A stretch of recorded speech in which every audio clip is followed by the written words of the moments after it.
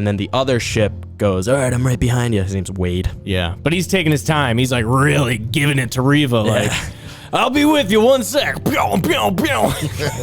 He peels out, and Reva just force grabs this explosive, which, why would you have an explosive just sitting there in the middle of your hangar? Well, for exploding. I don't know. Right. Maybe it's gasoline. Maybe, yeah. These prices, you can't just be throwing gas around. Right. Please, in this economy.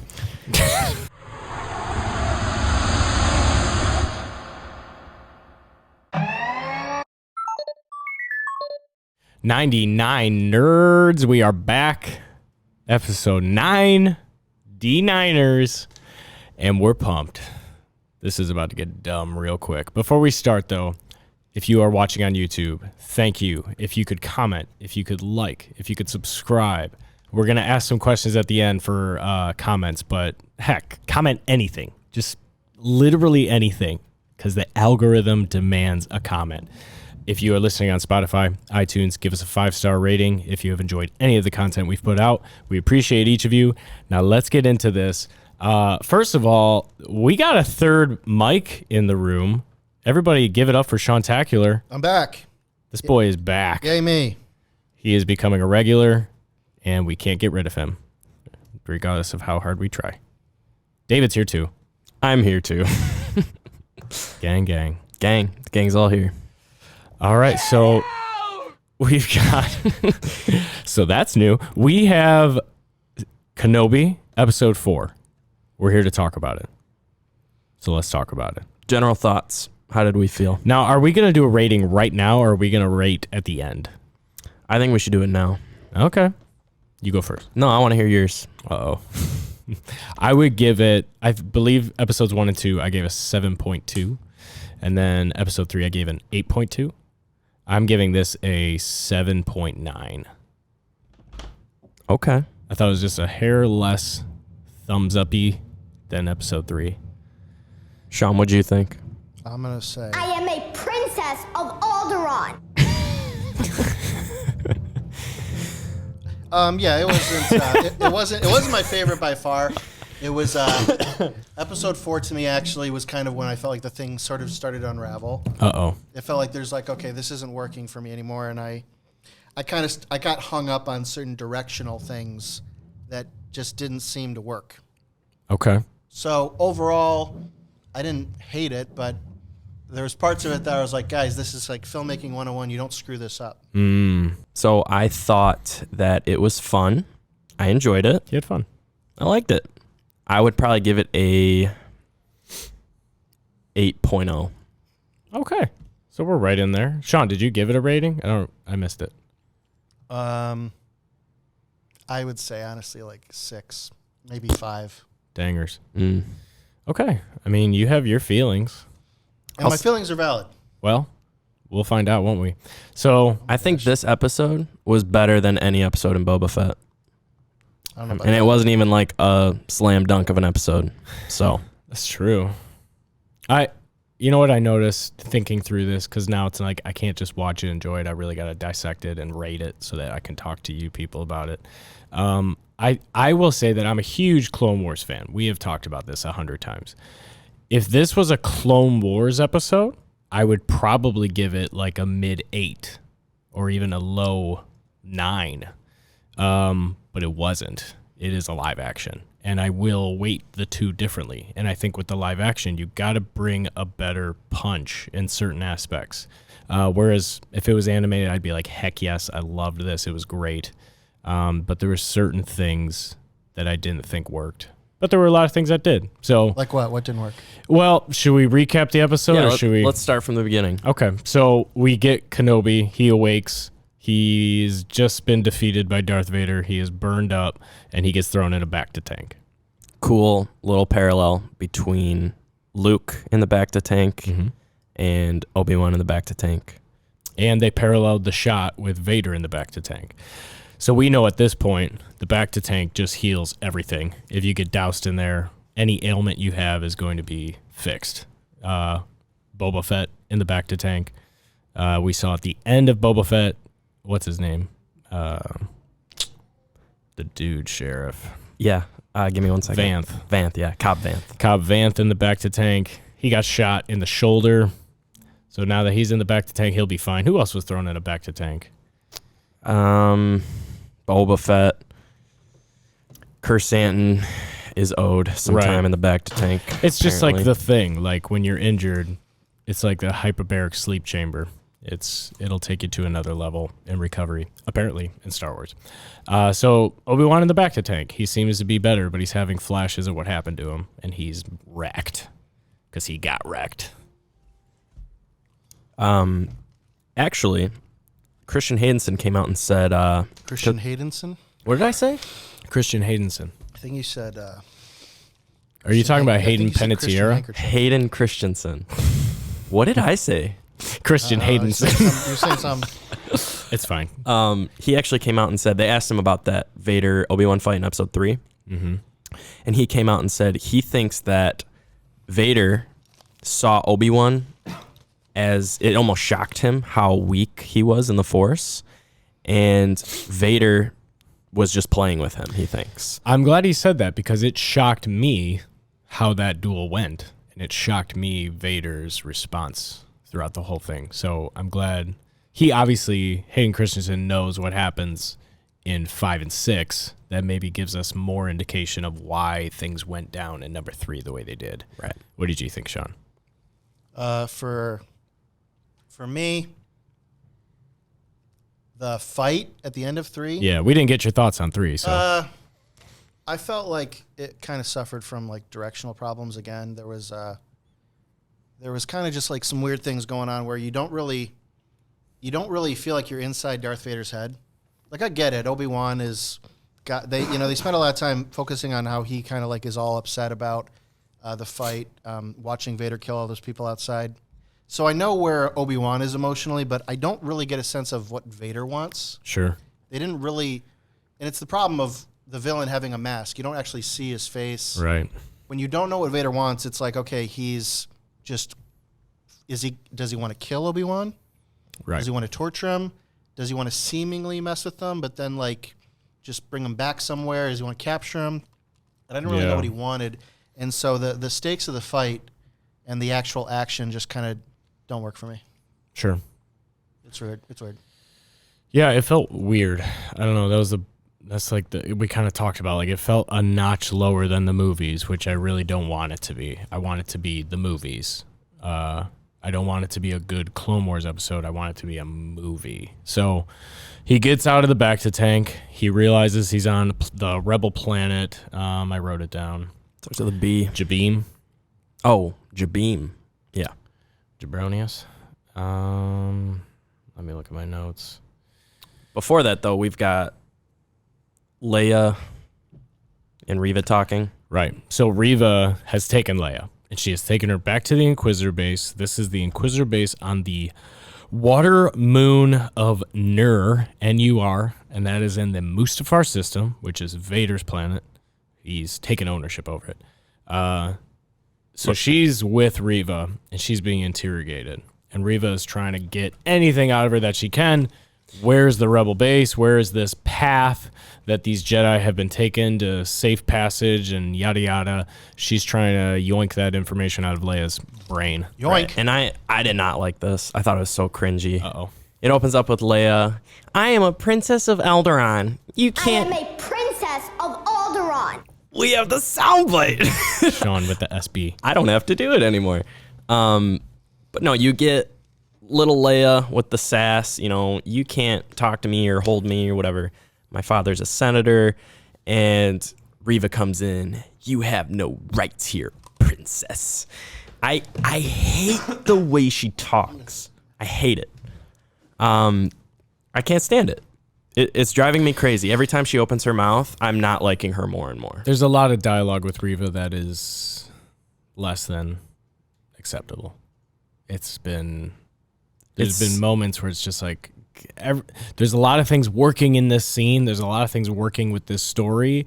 And I mean, I'd hate to be the guy that piles on because the internet has already done a good job of that. But it is kind of like Reva is the one aspect that's like, don't care for that. Right. Don't like that, in the words of Michael Scott. So Nope, don't like that. exactly. So she's trying to interrogate Leia, and Leia doesn't give her anything. I will say one thing I did like with that whole Leia Reva situation was like she almost like gets Reva on her side, and she's like, well, Reva's trying to play good cop, bad cop, and she's like, no, we're all on the same team. The Jedi don't like you. She convinces her that Obi-Wan is dead, and that he doesn't care. Nobody's coming. Nobody cares about you. You need to give us this information so we can help. I hope you like pain. Like that. Yeah. Every time she talks, I can't stand it. I can't. It's a different brand of dialogue. It's like not the Star Wars brand is kind of the way I would describe it. It's not menacing. It's not scary. No. It's like she's not intimidating. It's very like you think you're all that and you're not. Here's what went wrong in that scene. You finally have Reva, like she's settled down for once, okay? Mm-hmm. She's in a room with a little girl. She clearly was a youngling herself, so there should be some kind of like connective tissue with her backstory and her talking to this girl, Leia. Right. She even is holding her droid, and she says, I had a droid once, when I was little. Mm-hmm. And you're like, here we go. They're going to like open up her backstory. Right. They're going to make us go, okay, this is what she wants. This is where she's come from. This is what she's feeling. Maybe of all the people in the world, in the galaxy, she's going to actually talk to Leia about where she's come from. And so you're watching it thinking this is when it's about to happen. And then it never happens. Right. It's kind of weird because I feel like it's by the fourth episode, we're at a place in the story you really need to know more about Reva to kind of like to enjoy watching her and Sure. to get plugged into her story and what she wants. But they kind of just like the whole scene just ignores it. I don't understand why you wouldn't start unwrapping Yeah. The layers. the layers like that. Right. Like ogres. Like onions. I agree. Yeah. So the other dialogue that was kind of weird was you get the guy who's like leading the rebel base on Jabeam, and they're like Broken. We're like, you need to go. You need to help us. We need to save this girl. She knows where we're at. She knows everything. Like they can't interrogate her or we're screwed. So we need to go get her. And he's like, I'm not helping you. I'm not helping you. I had a wife, and I saw what the Inquisitors could do. I knew what she was. I knew the risk, and they came, and what they did to her. Gosh. If you want my help, you got it. It's Yeah, it like doesn't make any sense. Like he's so against helping them, and then like he just monologues, and then at the end of his monologue, he's like, you know what? Screw it, I'm in. He's the guy from Straight Outta Compton. So he's just like, yo, those Jedi, forget them, man. And then 10 seconds later, he's like, oh, you know what, man? I got you. I'm in. So then they've got somebody got the plans to the Inquisitor base on Nur. Yeah, he just happened to know. Yeah, I'll help you. By the way, this is where they're at. This is where they are. We've got the plans. Nice. You just know. Okay. Yeah, so they've got the diagram of the building. It's like, oh, how are we going to get in? Well, it's a water planet, and they're deep in the water. How deep does it go? Maybe we could get underneath. So they hatch this plan. Tala Shadi is going to infiltrate the base, pose as an Imperial officer like she has been, and then Obi-Wan is going to sneak in somehow. We'll see. What did you guys think about all that? I mean, I think it's a cool idea of an episode. Yeah. All right, two people are going to go into this fortress of Empire Inquisitors. It was very Rebel-esque or Clone Wars-esque. Yes. Like, very Star Wars-esque. That is Star Wars. Right. Sneaking and disguise. Against all odds. Oh, my precious. Oh, my precious. I am a princess of That's it. Sorry. So anyway. But anyway, Tala is shoddy. She's got this in the Empire where she is a Empire officer, and she has clearance codes, and it's just the perfect plot armor to have. Right. But I like this girl because throughout the episode, she actually keeps proving herself as a total baller. Yeah. And I wrote down, I noticed like her going aboard the Inquisitor fortress. It was almost like a Agent Callus parallel Sure. from Rebels. Agent Callus is a Imperial officer in the Empire. Oh yeah. and He's he ends up turning. He's best buds with your boy Kanan, except not really. No, with Garazeb Aurelios.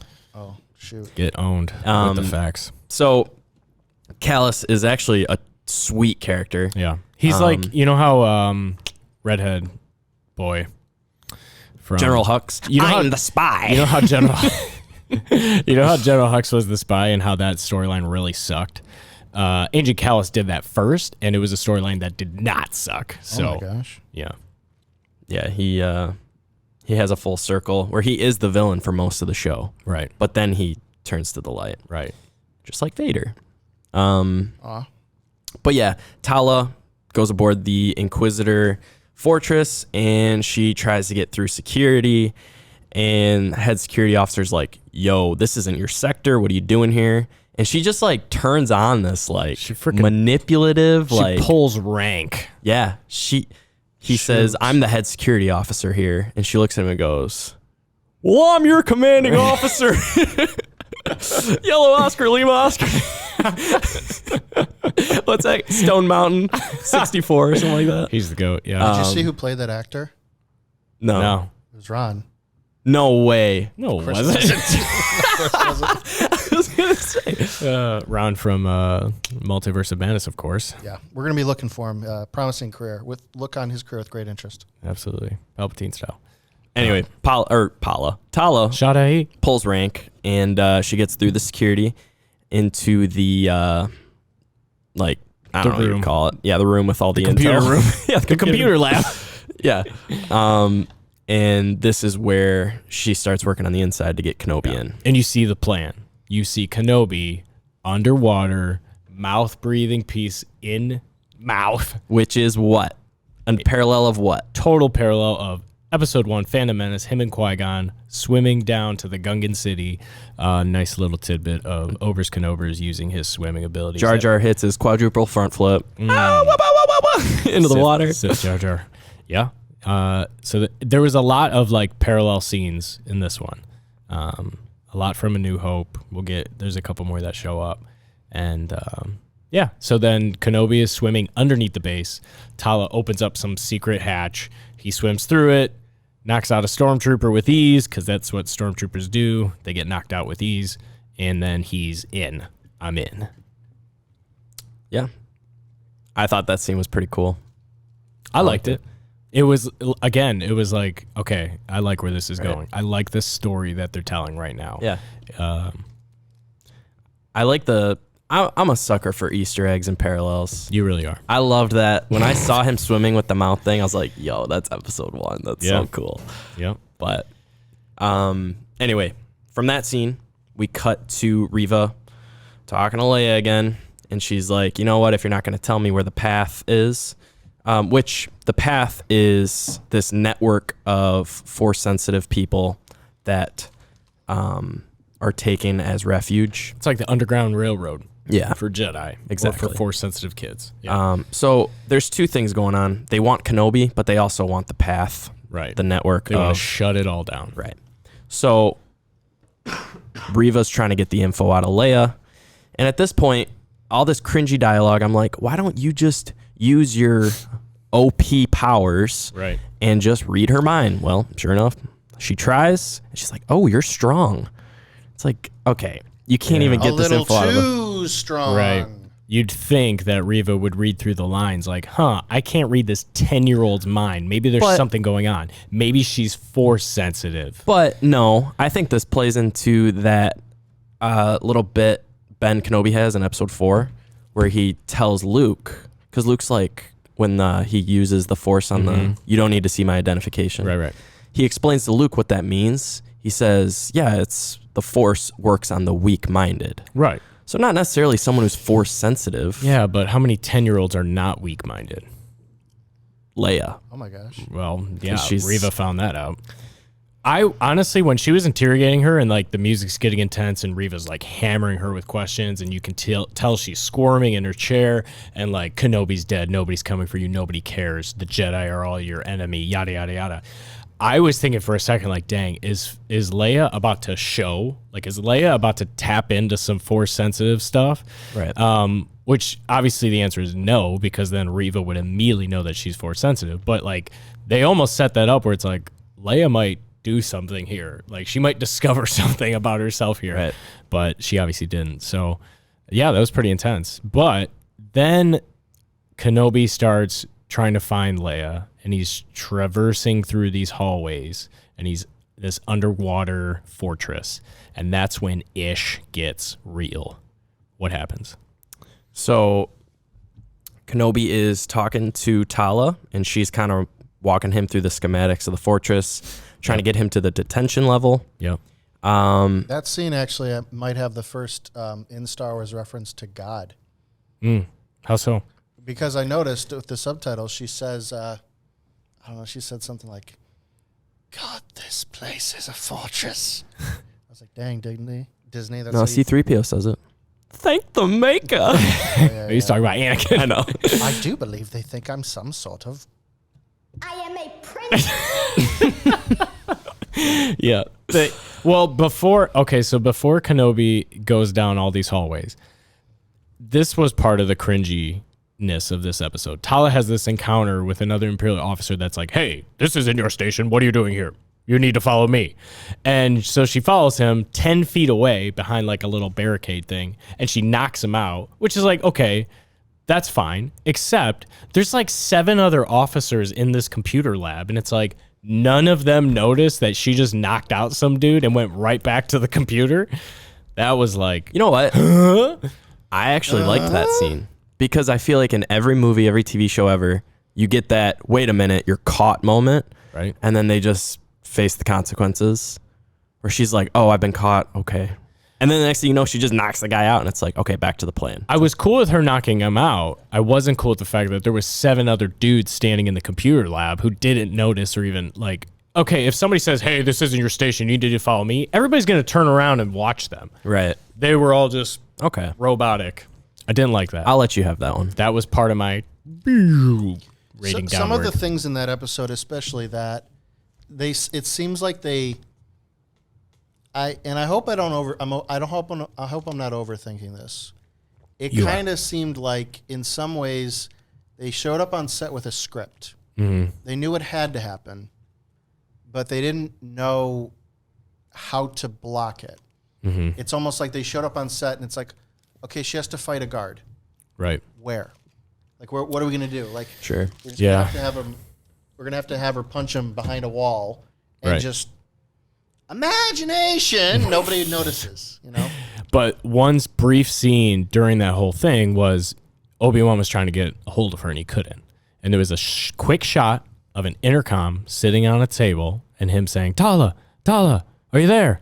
Which was an exact parallel to New Hope, Episode 4, Luke Skywalker trying to get a hold of C-3PO. In the trash compactor. He's in the trash compactor. C-3PO and R2 are hiding in the closet in that command room, and the intercom is sitting on the desk, and you hear Luke through it.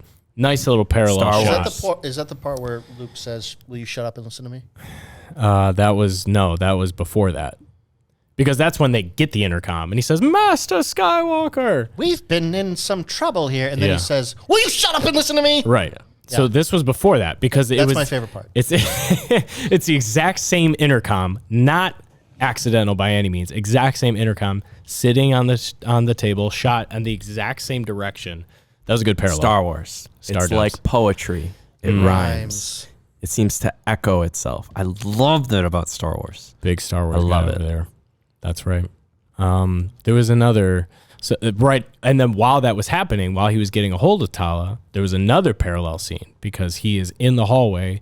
The stormtroopers hear his intercom go off. No. Can No. we talk about how that was the dumbest thing I might have ever seen in my life?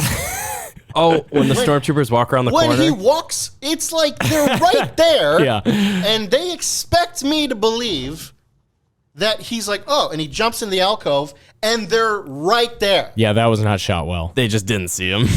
They should have had those stormtroopers come in 2 seconds later. Yeah, I'm sitting there thinking, like I'm an editor. Right. I know what you had to do. Just splice the shot, crop one part and bring in the other, and then just like time displace the shot of them walking in from the side by like 2 seconds. That's all you had to do. See, as you can see, like me and David are passionate about this. Sean brings a whole nother dynamic, though, of the filmmaking shot side, where he's going to be using terms that we won't because he's next level with the film. I'm usually really happy about this stuff. It's kind of hot in here today. It's hot outside. So. It is hot. It's a hot day. But yeah, I agree. That was pretty ridiculous. Blood's boiling.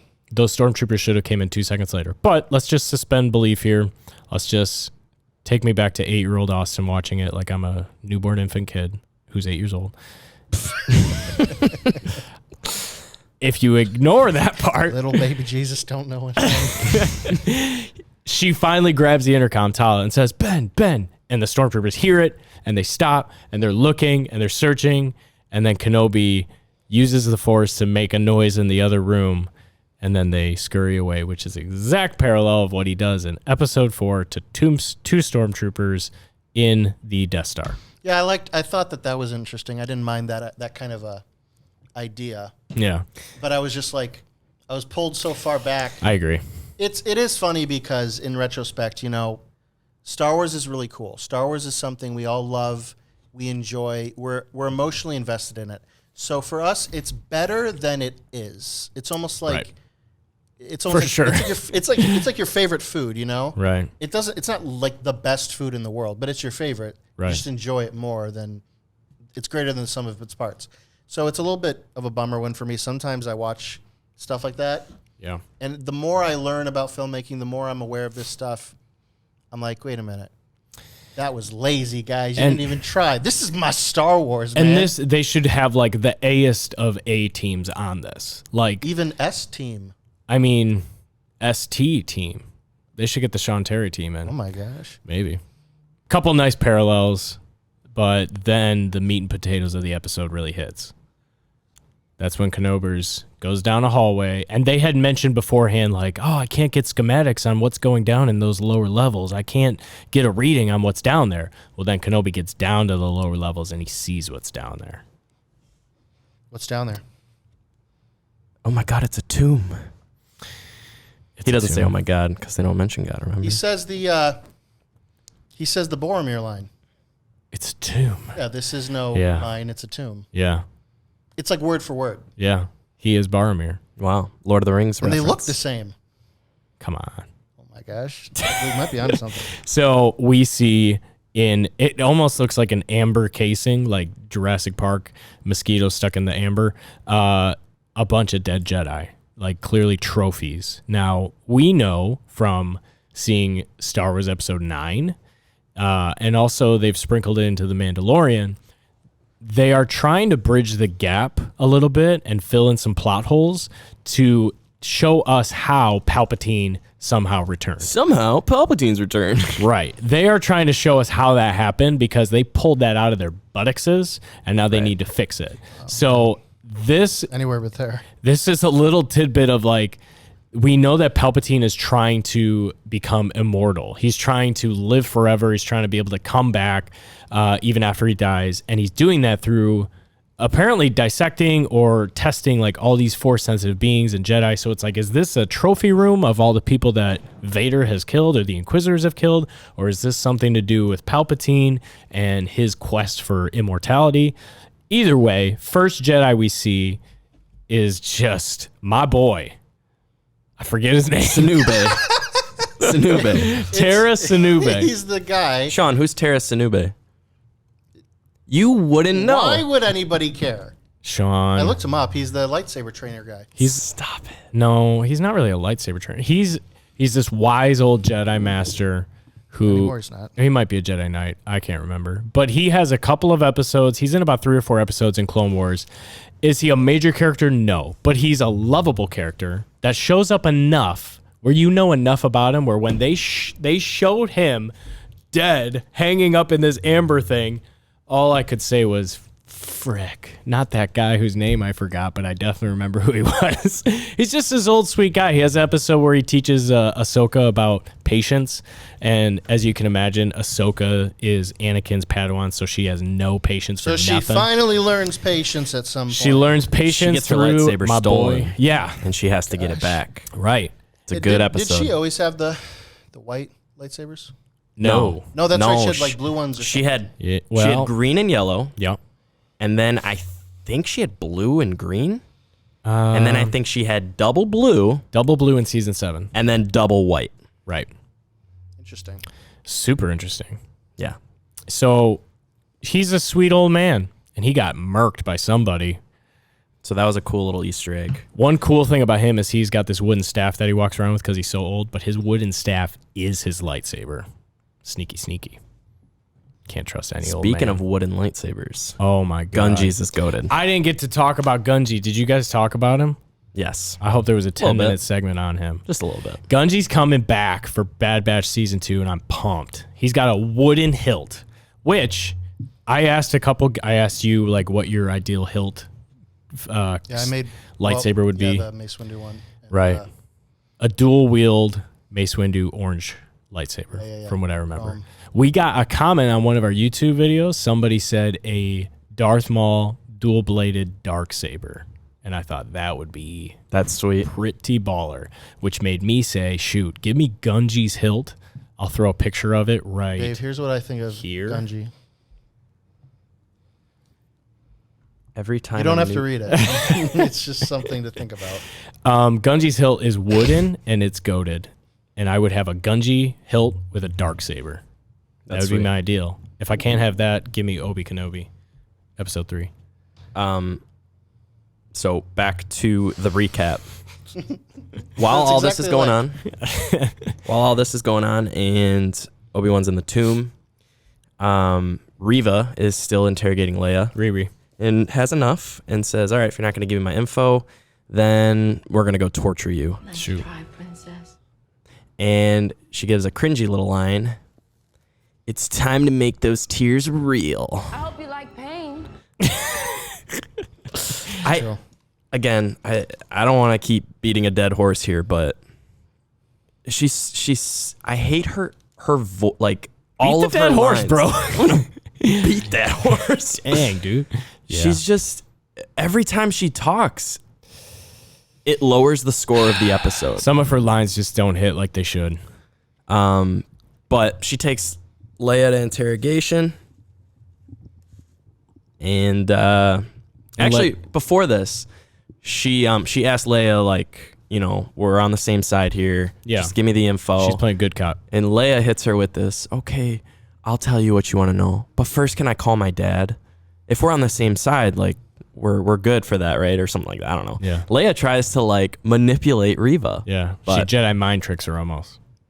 but Reva is having none of it.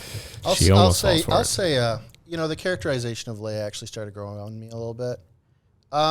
It's still a little bit weird because I'm pretty sure the actress is not the age she's supposed to be. She actually is. We looked it up. She's 10. Oh my I think gosh. as they were shooting it, she was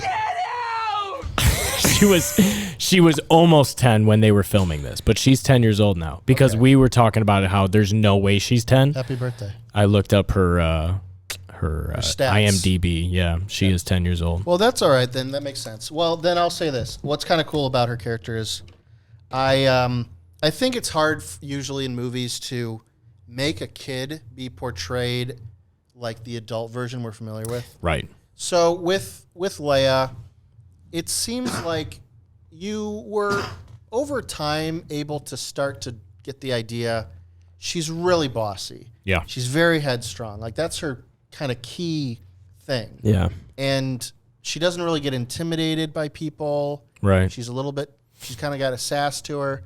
And that characterization eventually kind of worked for me. Yeah, I I agree. think we're always predisposed to like hating kids. When she showed up, episode 1 and 2 is like, it feels very displaced putting the words of a grown woman into a I 10-year-old am a girl's. princess of Alderaan. It feels a little displaced, but like you said, it grows on you to where by episode 3, I appreciated her a lot more, and now 4 and 5, it's like that's who she is. So I'm cool with it. But yeah, she takes her to the torture chamber. And as Kenobi is walking down this tomb, he sees our boy Sinube, and then he sees a few characters that we do not know. They do highlight some chick Yeah. in a tomb, which we don't know yet, but there's rumors that this girl, I think it's the girl, Okay. you get a shot of this girl's face. Her Where face, The yeah. other ones, it's just quick body. Right. You know, he's walking by him. But we get a shot of a girl's face in a tomb, and there's rumors this might be someone who shows up in Bad Batch. Okay. The new season. There was Is it, another one. Omega. No. Okay. There was another one. He was like a big guy with like Mongolian garb. He's wearing like a big dress type thing. I think he was rumored to be in Bad Batch 2 as well. Oh, well, then that's probably who I'm talking about. Oh, okay. I saw a quick screenshot on Instagram. I didn't do any digging, but I saw somebody said, can't wait to see that character in Bad Batch. So we'll see. Right. I was surprised. I paused that scene and watched. I was surprised that Quinlan Voss wasn't in there. Well, is he going to show up in season 2 of Kenobi? No. I don't think so. We both said, I don't think he's showing up. They might be creating more like content for comics or books or something. Yeah, I mean that scene was very intentional. Where I was surprised that I only recognized Sinube. Like that was the only callback. Everybody else was like, "Do I know that person? No, I don't think so." But then the big crescendo, the big ish moment was at the very end. There is a youngling all the way at the end of the hallway, and when Kenobi sees the youngling, his face just completely drops. And I think, in my opinion, this is the moment where Kenobi is like, okay, I have to do something about this. Seeing the youngling in that hallway was his, like, he's slowly been reconnecting to the Force throughout this series. Which, that's what I really liked about this episode. It's, you know, some people are pooping on the episode, but there's a couple things happening. He's saving Leia, but he's also getting more in tune with the Force as Right. it goes on. Right. And I love that. That was his, like, call to action moment. I can't let this happen again. What Anakin did, the fact that this kid is in this trophy room is just, like, sick. And then as he's looking at the youngling, he hears Leia screaming for help because she's about to be tortured. And that's where Kenobi goes piss mode. Yeah, he calls Tala and says, I need a distraction right now, because he could feel Leia's Yeah. in trouble. Yeah. So what does Tala do? She summons Reva. She calls for someone to get Reva because she has important intel. Oh my gosh. I was So- told this can't wait. Yeah, as Reva's about to interrogate. And, I just want to torture this kid. right. I hope you like pain. So as she's about to torture her, someone summons Reva and says, this can't wait. Someone wants you. It's Tala. And Tala turns on this manipulation mode again and starts lying to her and telling her, like, I know where the path is. I know where this network's at. They're on Florum, which, do you remember what Florum is? Don't It's learn the me. stuff you have in your teeth, right? That makes them healthy. Right. 9 of 10 dentists recommend it. Fluoride or Florum. What is Florum? I forget. So Florum, I'm not 100% on this. That's why I asked you. But I want to say Florum is where Hondo's at. Tanaka? Yeah. Sean, why don't you double check me on that? Florum gosh. is All the right. planet where Hondo and the pirates I are. will fact check you in real time. And yeah, so I thought that was funny. She name dropped Florum. But Tala turns on this manipulation, and she... You're right. That's where Hondo's at. Well jobbed. I knew it. Side note, what happens on Florum that is totally baller that involves our Obi Kenobi? Remember his battle, his duel? Him, Anakin, and Dooku. Oh, No. There's a lot that happened on Florum. Yeah, Florum is pretty prominent in Clone Wars. He has a duel with Darth Maul. And Darth Maul's brother. Yeah. This is right after Darth Maul's brother, Savage, sends his horn on his head through a Jedi's chest. Yeah.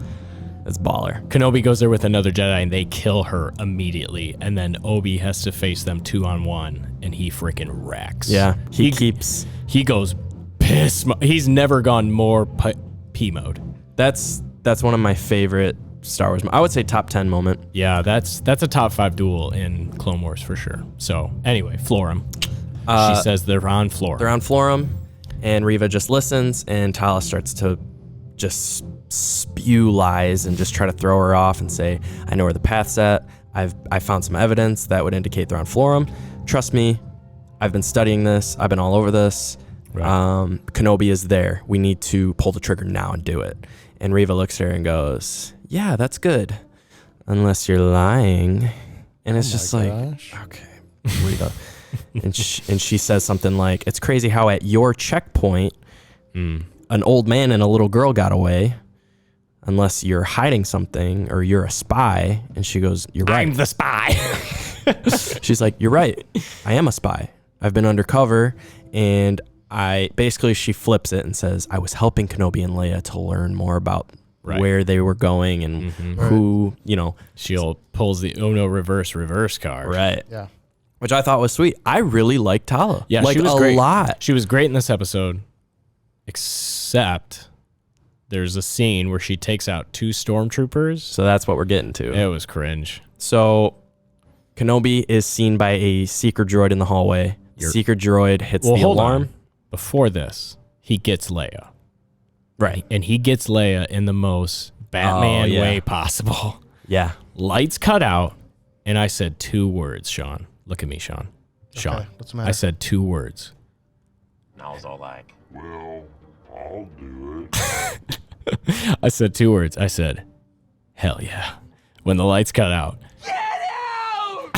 And then Kenobi ignites his lightsaber out of nowhere and Drax is one of the stormtroopers and then immediately turns his lightsaber off. Sneaky. Back into the shadows. Yeah. Reignites his lightsaber, kills the other stormtrooper. Cinematically, I thought it was beautiful. Yes. It was the same feel as the elevator scene in the Batman when all you're seeing is like the room is being lit up by the gunfire. Right. So you're seeing Batman fight for every shot they're taking. Right. So cinematically, it's beautiful. And Star Wars, this parallel is Kenobi igniting his lightsaber. That's what you're seeing. Right. Is his ignition of the lightsabers, showing what he's doing. But here's the only thing. I said hell yeah, but then somebody pointed it out in a video that I saw. And you and me had a conversation about this, Sean, but the mics weren't on. About what? About how they are using FX lightsabers to film this. Right. And one of the first stormtrooper that he takes out when he ignites his lightsaber, he hits him in the chest. And the way somebody described it was, does Disney know how lightsabers work? Think. He hits him in the chest and it bounces, which is Right. exactly what would happen if I hit you with an FX lightsaber. With a toy lightsaber.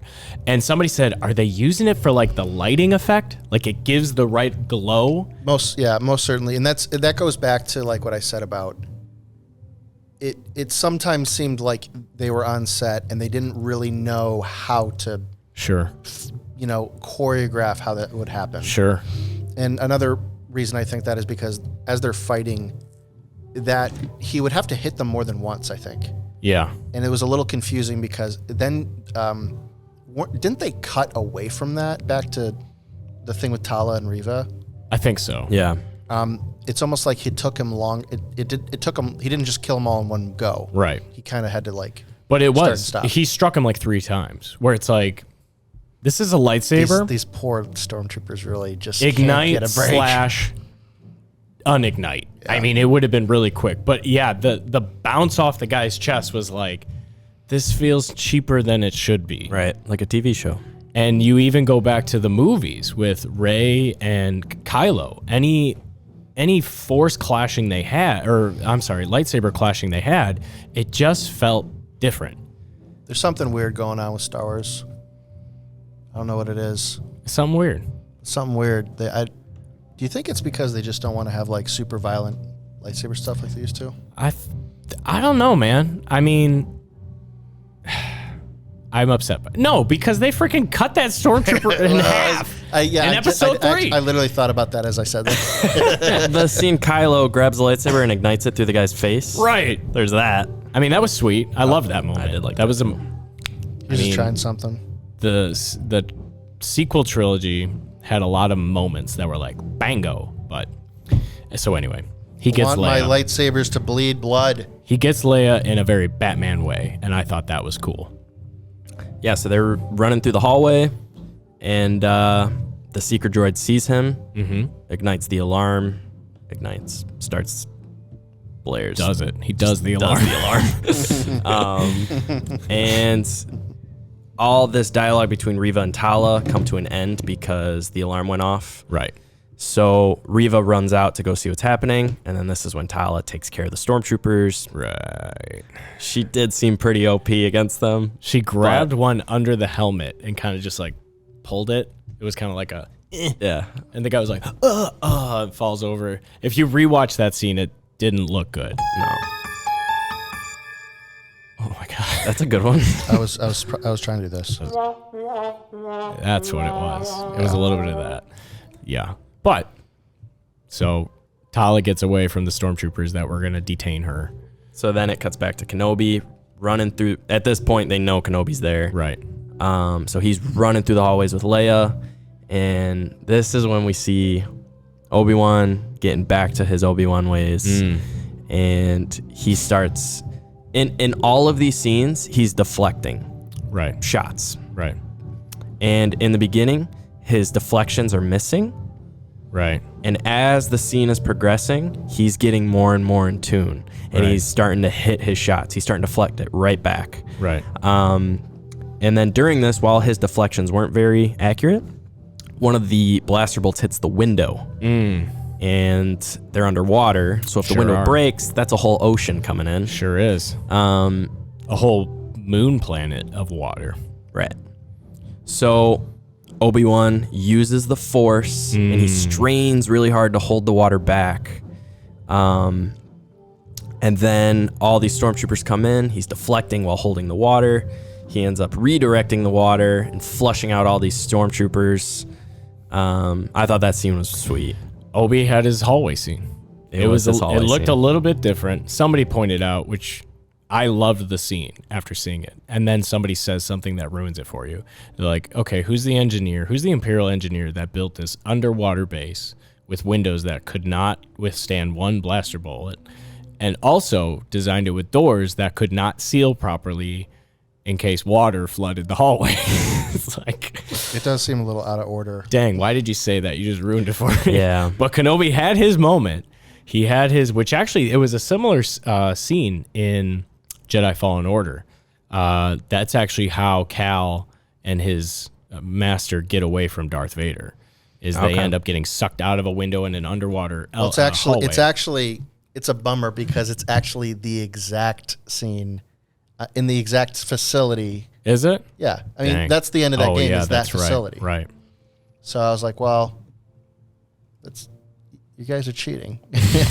You know, Give me something original. But that's Star Wars, mimicking itself. Yeah. it's like poetry It rhymes. Jar Jar is the key.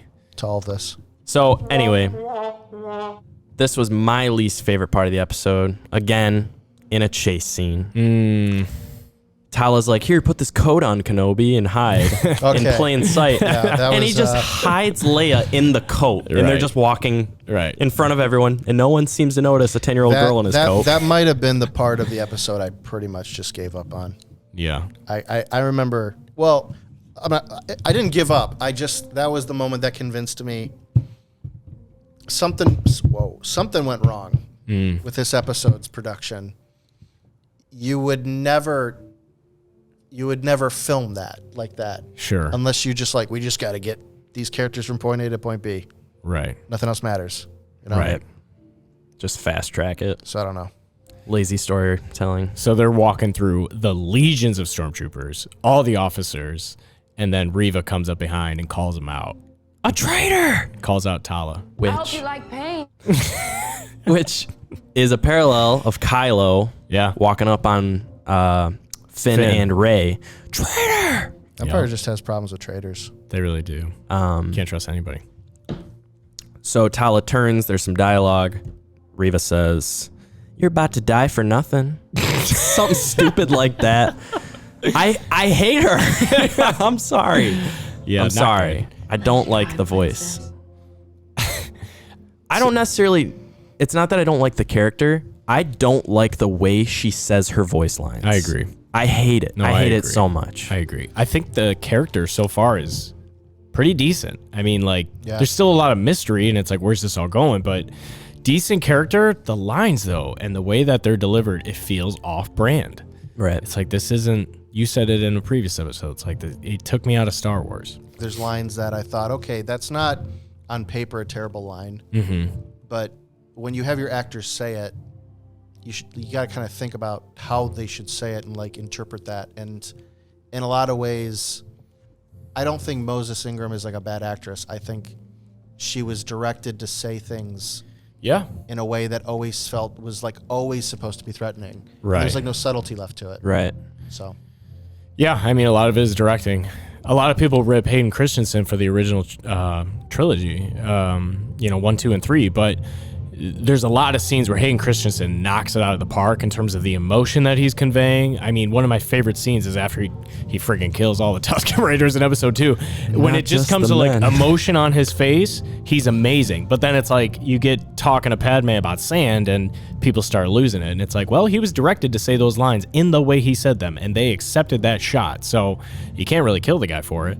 But anyway, they're in this massive hangar. You will try. Reva calls them out, and they're like screwed. I mean, they've got hundreds of stormtroopers surrounding them, and it's like, well, they got. Or did they? So at this moment, a couple homies from the Path, the network of people that are keeping these Force-sensitive people refuge. 2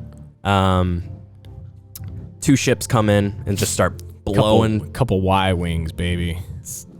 Y-wings? I don't think those were Y-wings. Y-wings are like the bombers. They're snow speeders. Yeah, from Hoth. I don't Yeah, think. but I they have I a don't know. name. I don't know what they're called other than snow speeders.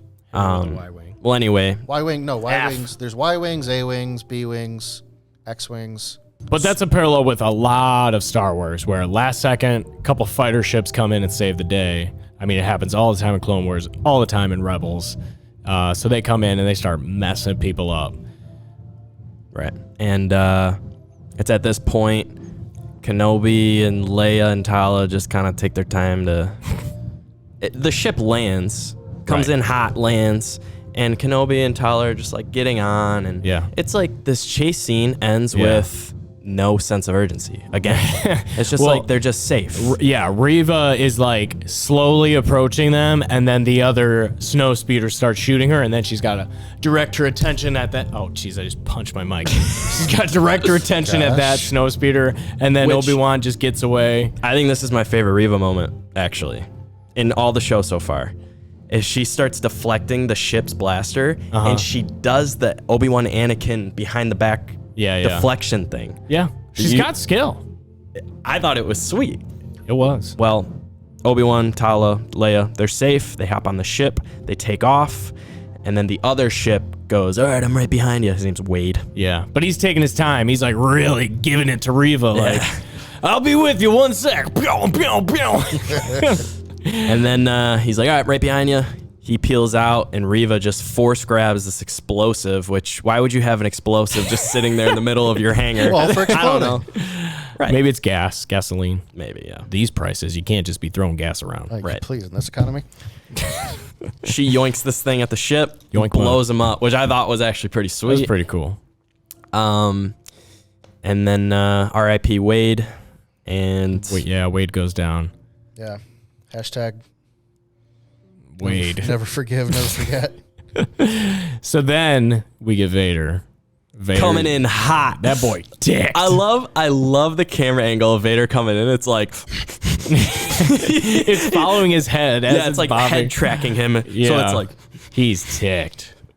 The stormtroopers behind him know somebody's about to get choked. Honestly, by the end of that episode, same. So then he comes in and he just sends Reva to the freaking sky, and he says, I told you what failure would bring. In a force choke. Yeah, force chokes her up into the sky. And then she's like, I let them go. And then he just sets her down. Yeah. Which, Vader, you show no mercy. You don't, I underestimated you. No. Yeah. If anything, Vader's going to just toss her into the wall, and she's going to get up right or through the something. glass. He's going to kill everybody in the room and then seal the door. She failed. You all failed. I'm Take out. his helmet off and cry. Yeah, and this is where you start to feel like the characterization of Vader is becoming kind of like, it starts to just feel a little bit fan servicey. And I wanted to kind of get a sense of like, this is not just like a nameless, faceless guy. This is Right. Anakin Skywalker beneath the mask. So him losing Obi-Wan again, like Right. there should be something about the character that Right. just Right. like He should be so angry Yeah, that but we her don't- saying "I let them go" shouldn't cause an immediate. yeah, Right. it should be because in that sense it makes him look a little bit incompetent Yeah. because there's this idea that that he's the one being manipulated around, Right. and it's confusing because although I understand why the story is about Reva in a lot of ways, Right. Darth Vader's not just like a ancillary character. He's got to God, be no. like a pivotal emotional anchor to everything. I said in the last episode, if you were going to bring the most iconic villain in all of film history into the show, and you are giving us more Vader context and more Vader scenes and more Vader dialogue than we really have gotten, They're gonna put that on a shirt. you better freaking make it count. And I mean, stuff should have been rattling in the room. Things should have been just like crumpled to pieces because he was so ticked. Right. But they weren't. And I did feel like that's not him walking down the hallway. That's the Vader I wanted. Then Reva telling him, I let him go. And then he like just gently drops her down. That was not the Vader I wanted. No, it's like her saying "I let them go" should not, what's the word? Disarm him? Yeah, where he's like, oh, Right. okay, I underestimated Oh my you. gosh. No, Are it you would be okay? like, Oh, I'm it would be like, sorry about that. okay, he drops her Right. and says, why? Right, exactly. You know, like stay angry. Right. Why are you just so like boom, boom? No. So like that we movie find Drive out that Angry, she except was SWAT. tracking them. Sorry, Sean. I totally talked over you there. No, it's A railroaded you. Okay. We find out that she's tracking them. And then she Which immediately I knew. She somehow put Yeah, something the on Lola. Well, no, because she took Lola while Right. She So had I- Lola during the interrogation, so she put something on Lola where she's now tracking them and she knows where they're going. Right. I totally that's- saw that coming too. That's what we find out. And that's where it ends. that's basically how the Actually, episode ends. and that once that happened, it kind of gave me, like I said earlier, the thing where she's holding the droid. She's like, "Oh, I had a droid," right? Right. I actually really got confused at that point because I rewatched the scene, and I said, "Did she give the droid back to her?" And she didn't. At least not. There's no shot of it happening. Right. And that really started to confuse me too because I'm like, well, then it sounded like you had a golden opportunity there, right? You could have had this moment where Reva is trying to get in Leia's head. Right, we're on and the same she's- side here. Yeah, she's Here. using like tactical empathy. Yeah. Like, oh, here's your droid back. Right. After I've sneakily Right. put a little thing in there. Yeah. Sneaky sneak. So there's some things in hindsight that just seem like they were missing, and it's just kind of confusing that they're not there. And I mean, I don't want to be nitpicky. I understand that in hindsight, everything could be revisited, but Right. Sure. it's not always that simple when you're actually on the set. Right. So, I mean, overall, I griped about my gripes. Overall, I liked the episode and I liked the story. Yeah, like me too. looking at the whole story, Leia is in a fortress, Obi-Wan and Tala infiltrate it and get her out. That's a cool story. I want to see that play out. Yeah. There were just a couple of things that they didn't do well enough. And I've been saying it since the beginning. If you're going to bring Vader in, you better freaking bring him in and freaking bring it. And I didn't think they brought it in episode 4. So where do you guys think this is all going? Home. It's all going home. I mean, they know where they're going. They're going to be on their A's Right. They're tracking and them. their B's.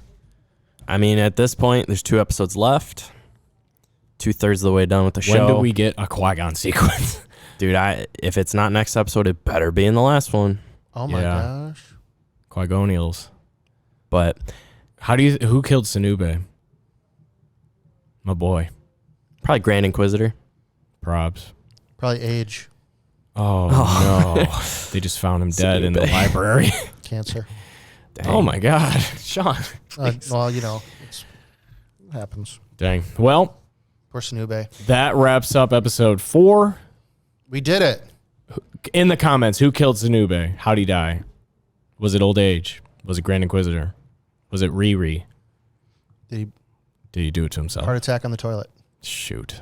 Elvis style. Did he choke on some Nice. pie? Frickin' king. A hot dog eating contest, really? No, it was the pie eating Pie contest. eating. Pie eating That's what it contest. was, yeah. That's a hot run. So how did Sanube die? What did you guys think of the episode? What worked? What didn't work? Are you sick of Reva? David sure is. Yeah, that's what I would say. You know, what is what would work? Sure. Instead of I just hated this, I hated this. I like to think about what would work. I mean, you know, I hope this analogy doesn't sound too morbid. Bring it. But I value bad media. Sure. Because I feel like you can do an autopsy on bad media. Right. You can open it up and just look into like what killed this. Sure. What destroyed this episode? What went wrong? And it's good to know those things because either it means you'll identify them going forward, like in the next episode, you'll start to see those things, or in the future, if you were to create something, maybe you have some better ideas of how to do stuff. Right. So I mean, that's why I say I didn't like hate the episode because I don't get hateful of things that don't work. I just get curious and I start to get frustrated because some stuff seems like it should have been done well under the right circumstances. Yeah. I mean, how much money do I got to throw at these people? Again, it's like idea. How many of you do I have to kill before I get what I want? Am I not allowed to have what I want? Am I not allowed to have what I need? Get out! Anyway. Yeah, I think storytelling, I love the idea. Couple times throughout the episode, the execution just wasn't there, which was disappointing. But all right. Executioner wasn't there. Oh, shoot. Wait, no, what's the name of the giant starship? Executor? Executor, yeah, that's it. Yeah, the executor See, there you wasn't go, there. Dave. Look at this guy. Star knowing Wars this knowledge. stuff. Look at you, dude. There's So 99 anyway. nerds right there. Like, comment, subscribe, do all the things. We love you all so deeply. Thank you for listening. Peace.